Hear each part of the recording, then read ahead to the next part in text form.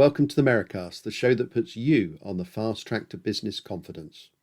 We've been covering so many subjects now that every entrepreneur has faced on their business journey on the Merri-Cast, and we're close to 40 episodes now. And we've been listening back to them all, and we've noticed that every challenge is different on that entrepreneurial journey. Most challenges revolve around mindset and approach, and there are some issues that have come up time and time again.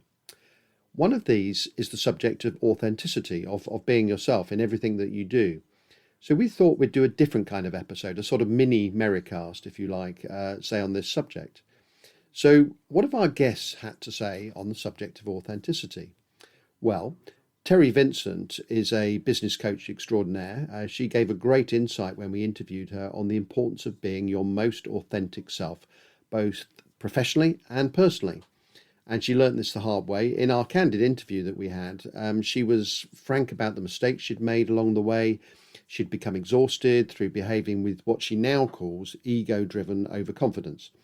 And she eventually found that there was no other pathway to success other than to be herself. You can't live up to being someone else. You have to be yourself, because naturally we're going to move from a professional perspective of trying to be someone else and then move back into our natural self when we're with our life partners, our children, family, friends. Friends will see us for who we are. So you don't want to be perceived as different people. And that's why authenticity for me is so important, because why should you conform to be something that you're not? There is only one you. Everyone else is taken. Just be you. Just be you. This is a theme taken up by Zoe Walters, and she's the founder and CEO of the Outplacers.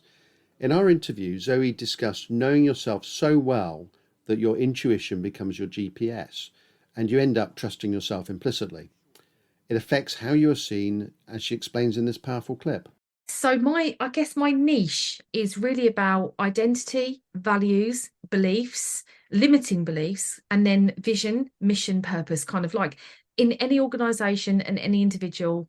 That's what I call chaos to clarity. You need to be really clear about who you are, what you want, why you want it, what happens if you don't get it. And because when you've got all that clear and you're really solid and you've got your North Star, and I usually start with asking people, write a eulogy. What do you want people to remember you by? It's not going to be your job. It's going to be energy, how you make people feel. When you look back at your life, what is it that you want? Your children or your grandkids, or what is it? Or not that, maybe that's not your path. What is it that you want and why? And that comes down to values, identity. They're all the drivers, right? So you link those together. Okay, there's two clips coming up now. For Joel Blake, OBE, who's the founder of the GFA exchange, authenticity means finding a kind of power within. And for Andrew Armes, founder of the Purposeful Practice, it means having what he calls a healthy and sustainable calling. Let's listen to them both in turn, with Joel first. I think there are many lessons you learn as an entrepreneur, and everyone has different experiences. I think there's many consistent messagings out there, I suppose. But I think for me, that belief in your own power is because it's not about me, it's about the value that I can create with that power to add value to the lives of the people that we want to support, the businesses that we're trying to help grow. I think the most successful entrepreneurs is where they found that this is my calling. It's a healthy calling. It's about a sustainable, caring, unconditional loving for myself, let's say. And I can put that and bring that into the world that is also unneedy. And the need of the world will then respond to it, and I will grow from that particular space.